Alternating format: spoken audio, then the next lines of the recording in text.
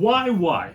Why is it important to understand the motivation of why Jesus cleared or cleansed or had this whole incident in the temple?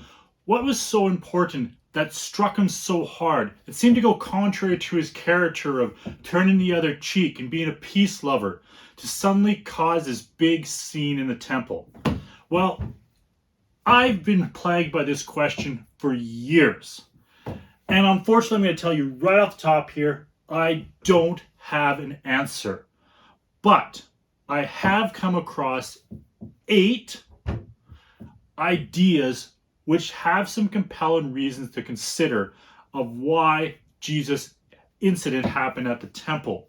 That being said, I was talking to my older son just the other day about the whole thing, and he threw out an idea that I'd never heard before. That was like, oh, that could be considered too. So this is not an exhaustive list of 8 ideas, but it is a list of ideas of why Jesus did what he did in the temple. And maybe then it could help us to better apply as we try to imitate Jesus. If we hold up Jesus as the example of who we should live, how we should live our lives, then maybe this incident in the temple, the last week of his life, when it seemed everything was calculated and planned in a masterstroke of ideas, maybe this is something that we should analyze and become better aware of. So let's start off with the first motivation that I've heard of. Now, actually, before we get to the first motivation, just want to tell you right off the bat, often this whole idea of Jesus is clearing the temple, he's making a whip like it says in John, and starts driving people out of the temple. There was like an outburst of anger, and we often use this to justify, well, I got mad just like Jesus did in the temple. But if you read Mark 11, he makes it very clear that the day before, which is actually very interesting and might actually help us better understand what Jesus did in the temple, but the day before, Jesus came into Jerusalem on the donkey in that big triumphal scene that we often refer to as Palm Sunday. Jesus enters the temple after that, looks around, but it's too late in the day to do anything. So he goes home, or not home, he goes to his friend's place, Lazarus is in Bethany, spends the night there, gets up in the morning, curses a fig tree, which that is a whole nother story of why that happened, and then comes to the temple and this whole scene happens. So Jesus' clearing of the temple is not some sudden outrage, burst of anger that he saw something, I can't have that, I cannot deal with that. No, Jesus calculated what he was going to do. Jesus went to the temple, assessed the situation, thought about it for the night, and came back and did something. This was not a fit of rage. Which, therefore, I'm very thankful that we have the witness of Mark on that one, because only Mark includes this. Matthew and Luke create the narrative as if it was all one big scene, and then you could easily go with the idea that maybe Jesus just showed up at the temple and lost it. Enough of that about the next day. So maybe I'll call this our number one reason, and this one is given by SGF Brandon. He proposes in the Jews and the Zealots that Jesus was attempting through armed revolution to overthrow the Sadducees and the temple authorities. Similar to what happened in 66 AD when the Zealots overtook Jerusalem and that whole war began with the Romans. That Jesus was trying, well, 30 some years earlier to do the exact same thing. As much as the idea of Jesus trying to overthrow the corrupt authorities, the Sadducees in the temple, I actually find this one not satisfactory.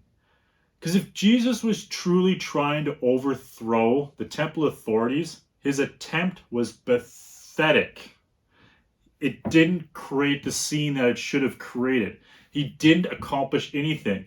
And he's so melancholy about it after. Like you read throughout the Gospels after, the Synoptics especially, that Jesus regularly goes out through the next few days and comes back to the temple and he's teaching and he's healing and he's having conversations with the Pharisees and the Sadducees. Like, really? If he was truly trying to overthrow the temple authorities, he sucked at it. So I don't think this really explains what was happening with Jesus there. He was not trying to be the foreshadow of the zealots overthrowing the temple. Thou overthrowing the temple might be a clue that we should look for in the future. Another idea, and this one I came across when I was researching of Jesus entering Jerusalem on a donkey, and that is he was attempting to imitate Simon Maccabees, who in 141 BCE also rode into a donkey, Jerusalem, with palm branches, being welcomed to Jerusalem as a new conqueror and king of Jerusalem. And shortly later, he cleanses the temple. That Jesus was trying to imitate his hero here and cleansing the temple after being proclaimed the king of Jerusalem. In a lot of ways, this fits Jesus' style, because all through the Gospels, especially Matthew, points this out, that Jesus is well aware of prophecies and he sets about to imitate them, to make them a reality in his current situation. But I think there are better reasons, and we're going to get to those. The third reason is Jesus was attempting to end animal sacrifice. I love animals. I enjoy animals. In some ways, I personally struggle with the whole idea of killing an animal merely to burn it as sacrifice. Like, it seems bloodletting for who knows what reason. And in the Gospel of John, this idea is much more clear than the Synoptic Gospels, because in John 2:15, Jesus actually makes a whip and drives out the cattle and sheep who are being gathered there for the sole purpose of being killed, to be offered as animal sacrifices. So John Dominic Crossan kind of jumps off of this idea, and he thinks that Jesus is opposed to the transactional system of the sacrifices of the temple, in that the Jews would come to the temple, buy a sacrifice offered to God, and then receive forgiveness. It's kind of like going to a store and ordering something, paying for it, and getting your transaction of what you're looking for. Where John Dominic Crossan thinks that Jesus wanted much more a life of repentance than merely paying for your sins. In a different angle, but still the idea of ending animal sacrifices, James Tabor argues that Jesus is just against the whole idea of the slaughter of animals. Kind of, he was doing like a PETA protest here, as they when they camp over and they take over like a chicken factory farm or something like that, because they oppose the cruelty of the animals. That Jesus here was opposed to the whole idea of killing of the animals for sacrifice. One of James Tabor's strongest arguments is James Tabor views Jesus as a vegetarian. He has some good reasons to think that, but that's for another video. But in short of it is that he was opposed to not the robbers, the den of robbers, but he calls them shredders. So they were mutilating the animals in the process of sacrifice, and Jesus was opposed to this. One of the best things about James Tabor's argument, at least from his perspective understanding of Jesus, is that Jesus, being a vegetarian, would not support the slaughter of animals. So it makes him much more consistent with the life of Jesus than like the armed rebellion that we just talked about earlier. It's something to be contemplated, but I don't know if I would accept that as the best answer. Interesting side note, in 66 CE or AD, as I said earlier, when the Jewish war started in the rebellion there, one of their first acts of war was the zealots commanded the high priest to end the sacrifice for the emperor, which triggered the attack of the Romans on Jerusalem, because they knew that the administration had changed and the mood of the Jews had changed when they'd stopped offering sacrifices to their God for the emperor. So if Jesus had made that happen in 30 AD or 34 or whatever year you think this happened, he would have caused a Roman invasion of Jerusalem. Maybe it's just as well it didn't happen. Moving on to number 4. Maybe Jesus' whole problem with the temple was the purity of the leadership. Now, most of us, when we think of purity of the leadership, we're thinking of corruption, and that will come up later, but not this particular incident. More the purity of the ritual lives of the priest. These scenes are never mentioned in the Gospels, but in the Dead Sea Scrolls, which are in the Qumran community, which most likely has something to do with the Essenes, they've often complained about the impurity of the leadership in Jerusalem. So they had withdrawn from that temple sacrificial system because they felt it had become corrupt and impure. Of other things, they complained that the priests were having sex with their wives too early after their periods.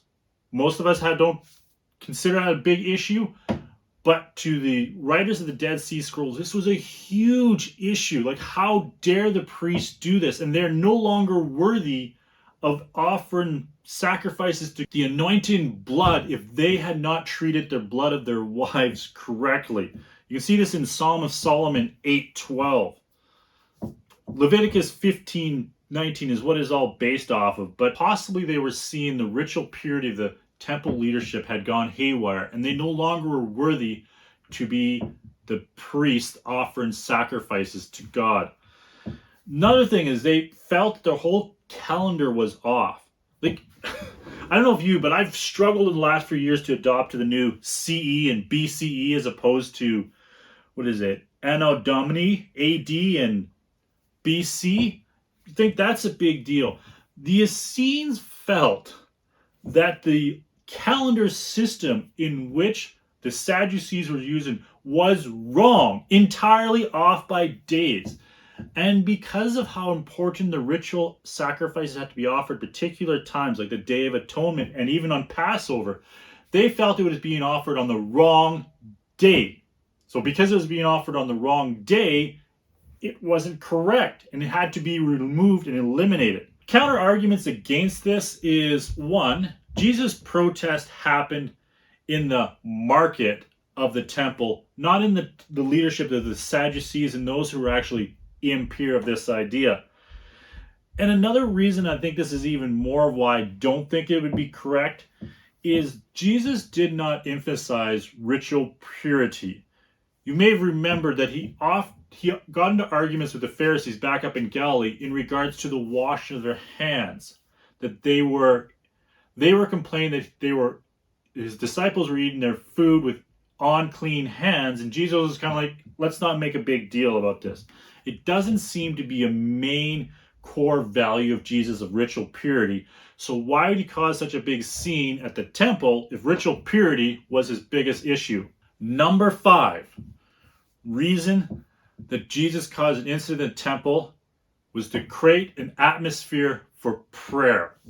As it is quoted in the Gospels, "My house shall be called a house of prayer, but you have made it a den of robbers." Jesus was seeing the loud commotion happening there in the Gentiles' courts, and he's like, it is impossible to pray here. There's just all this buying and selling and trading, that he was just trying to end it all, quiet the place down for it to return to its original purpose. And that is to be a house of prayer where the nations could come together and pray. Jesus was just trying to make it quiet again. Because you've been to the mall, it gets loud in there. How can you pray? So Jesus is trying to bring it to a tranquil place, to quiet the atmosphere of the temple down for the people who are there could pray. So he wasn't opposed to the temple sacrifices per se. It was much more of a, what we'd call it, a zoning or a bylaw issue. Jesus was just trying to say, why don't you take your sale of your animals for your sacrifices outside of the temple courts? Go do them out in Jerusalem. There's a prophecy written in Zechariah 14:21, which reads, every pot in Jerusalem and Judah will be holy to the Lord Almighty, and all who come to sacrifice will take some of the pots and cook in them. And on that day there will no longer be a Canaanite, merchant, or trader, depends how you translate that word, in the house of the Lord Almighty.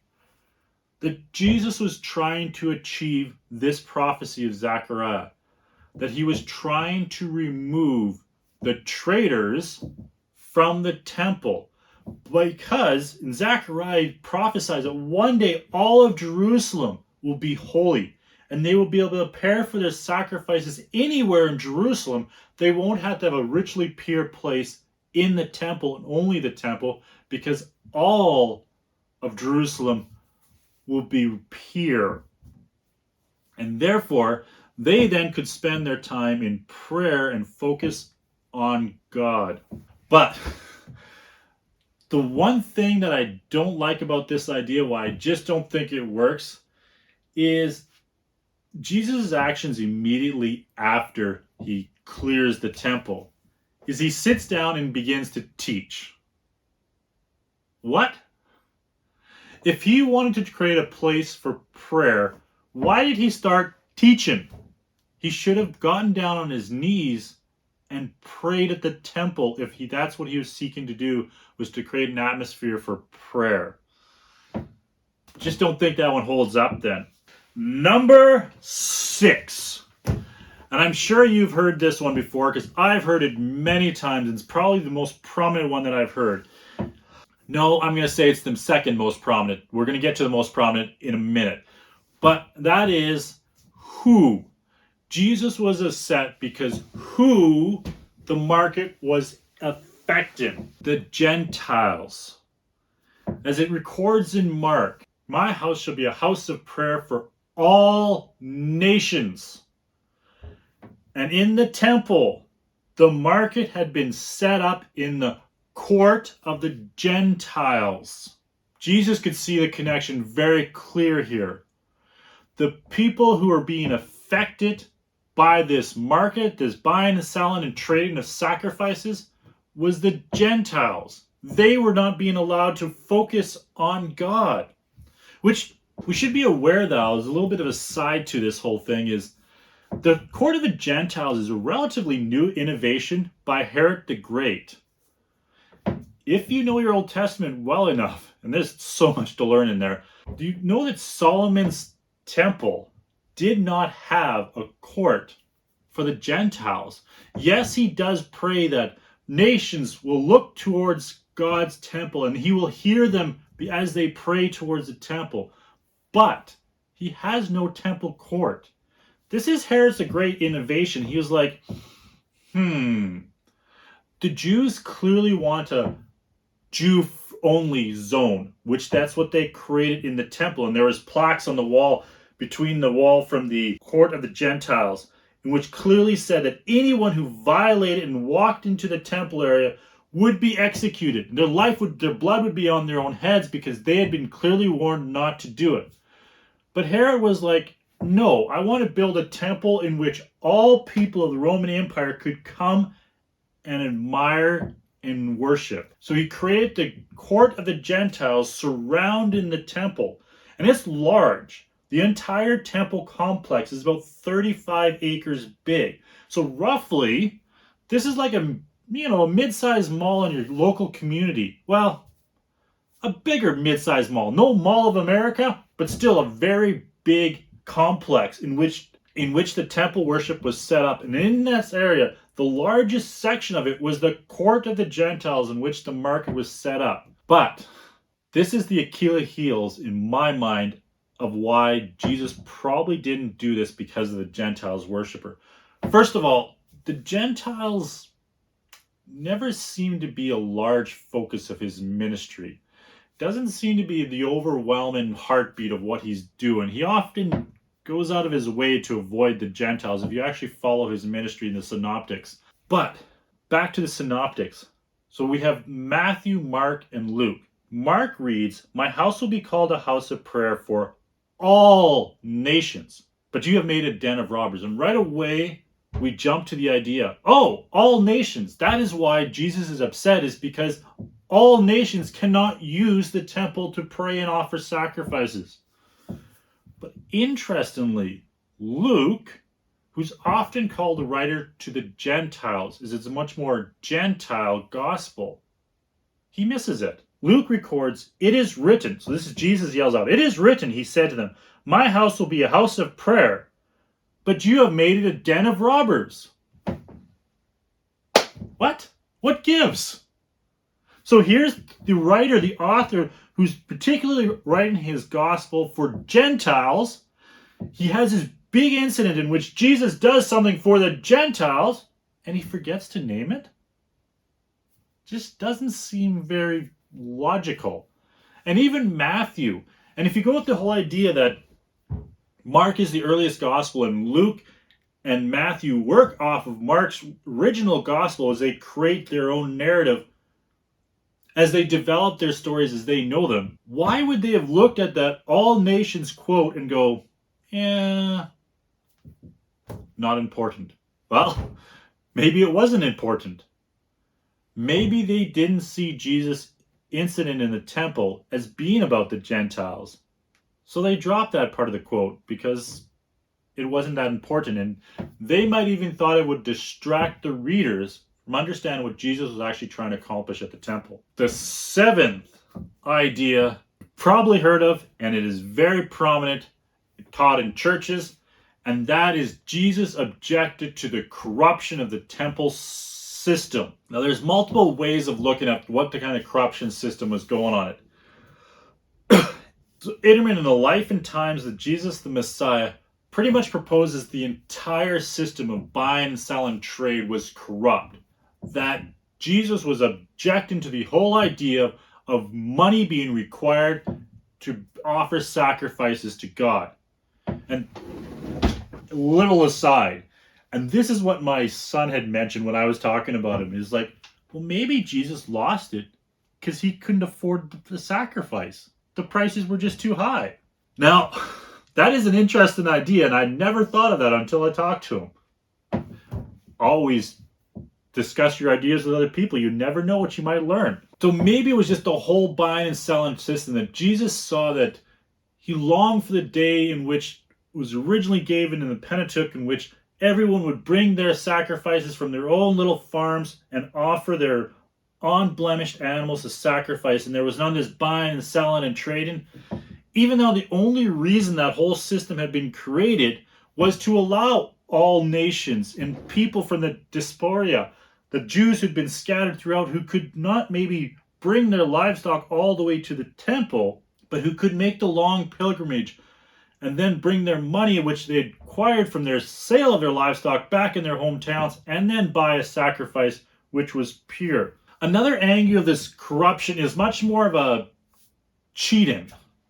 So that Jesus had somehow observed in the temple that they were not being offered a fair trade for what they were purchasing, that these unblemished sacrifices, which interestingly enough in the synoptics is the doves or the pigeons.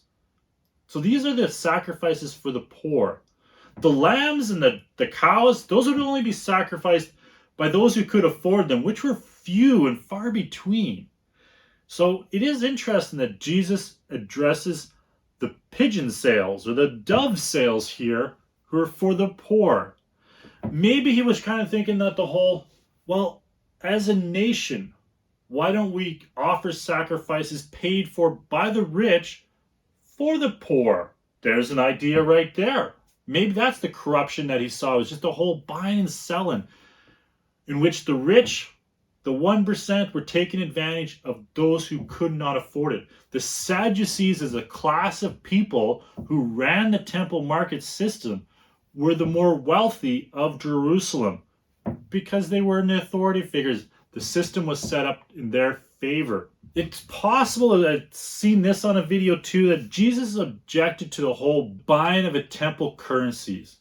The Jews objected to currency being used in the temple, which bore an image, because one of the 10 commandments says, thou shalt not make any graven images before me. But they had selected, the idea was they wanted to steal a pure silver coin, and they selected the Tyrian coin, which has an image of the god Melkart on it. So there's a little bit of compromise happening there, that they're buying a silver shekel, which has an image of another god on it.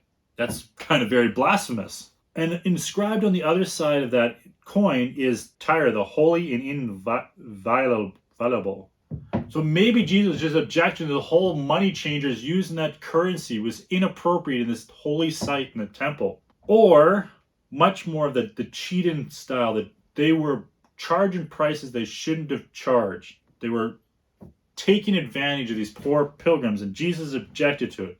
Kind of like when you go to a movie theater and you pay 10 times for that hot dog of what you would actually pay for anywhere else, or popcorn for $8 for a little bag. Really?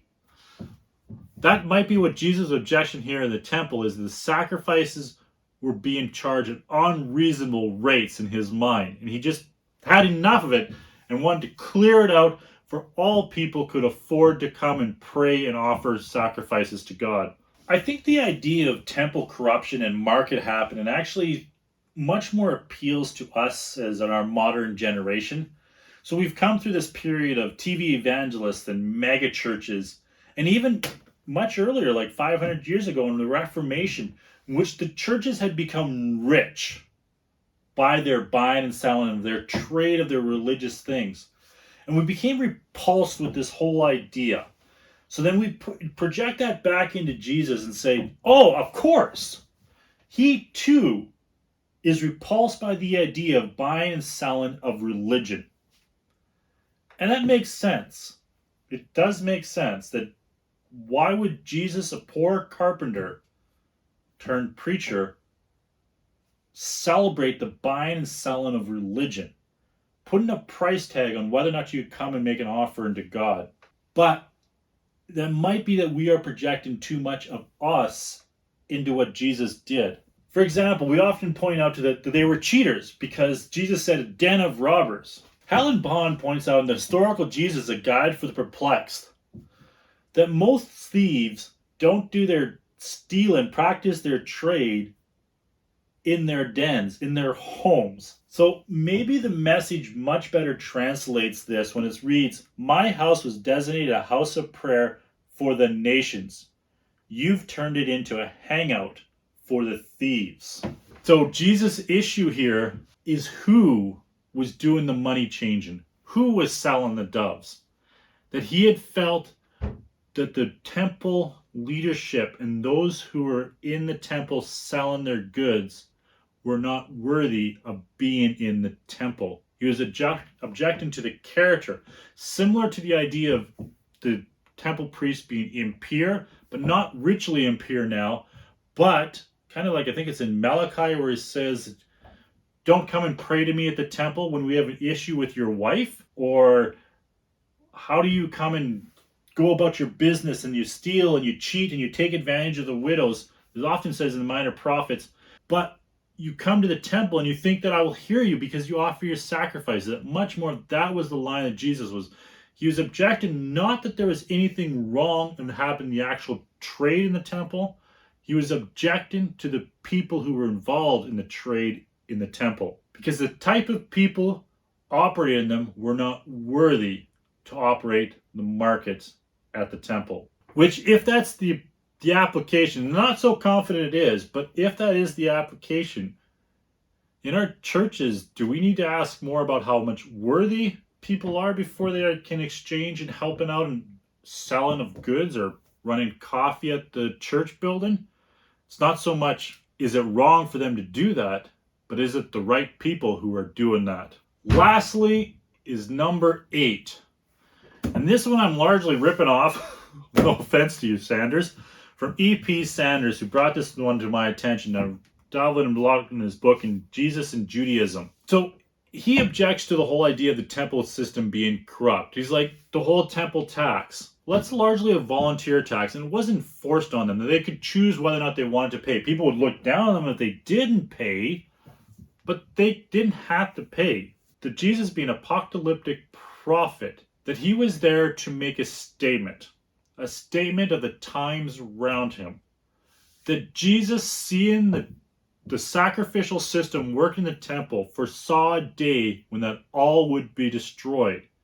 And then, like many of the prophets before, like Jeremiah, who put a yoke on his shoulders and walked around and said that people would go into bondage, that Jesus made an example, like a preacher who starts a sermon off with an object lesson. So Jesus knocks the stuff down, kicks over the benches, creates a scene in the temple to say, one day this will all be destroyed. The end is coming for this system. Hear me now.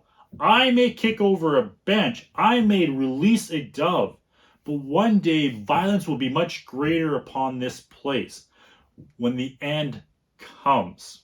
So what I really like about this idea is it really fits with the idea that the synoptics really present Jesus as a man on a mission, living in the end times. Not the end being the destruction of the universe, but the end of his era. That Jesus was seeing the kingdom of God about to come. And if we read the synoptics more, both in Matthew, Mark, and Luke, they all have mini apocalypse coming up. So they talk about how the temple will be destroyed, and Jesus just talks about with the disciples. So it does make sense that Jesus probably foretold the end of the temple, the destruction of the temple. If for no other reason, in a few more days, when Jesus is arrested in his trial, the Sanhedrin, the Sadducees, which run the temple, in that trial, witnesses come forward and accuse Jesus of proclaiming the destruction of the temple, the holy place. Why would they have such this idea that Jesus had proclaimed that if he hadn't made an example and actually taught that that's what's going to happen? Further in that idea is in both Matthew and Mark, while Jesus is up on the cross, there are people who come and heckle him, and they call out to him and said, "You who said that you would destroy the temple, come down from the cross." Where did they get that idea from? If Jesus hadn't done something that proclaimed to them, that gave them the idea that the temple was about to be destroyed, maybe Jesus had predicted and taught that the temple was going to be destroyed. And that is what he taught after he had knocked over those benches, that the temple is about to be destroyed. In John's record of Jesus' clearing of the temple, now I want to be upfront with you about this, in that many scholars think that the record that John records is a different incident than what Matthew, Mark, and Luke records, that there's two different clearing of the temples, which I don't have the time right now to unpack that and figure out which is the best understanding of, if we can even understand that. But in John 2:19, Jesus answered them, "Destroy this temple, and I will raise it again in 3 days." Which, of course, as we read that in John, we think of Jesus' temple being his body and the recreation of the temple of his resurrection 3 days later. But this was written many more years later when they had a different view of what happened. What if Jesus had said a similar statement, that this temple would be destroyed and rebuilt when the kingdom of God came in? Would that not fit much more with his prophecies and his teaching? Finally, another reason that E.P. Sanders doesn't think it was the corruption of the temple that was happening, that Jesus could have done an object lesson of purity. He could have simply done like Pilate did and displayed of how the temple needed to be cleaned and to be pure. He could have done that symbolically in the temple court in the middle of the Gentiles there, or even have gone into the court of the Jews and showed them that they needed to have purity in their worship again. He could have done that without breaking the law and creating the scene, unless he was trying to show violence was coming to the temple and they needed to react. As I said, this question has puzzled me for many years. And even after all this research and figuring out these 8 different ideas or learning these 8 different ideas, I don't know if I've come to a conclusion.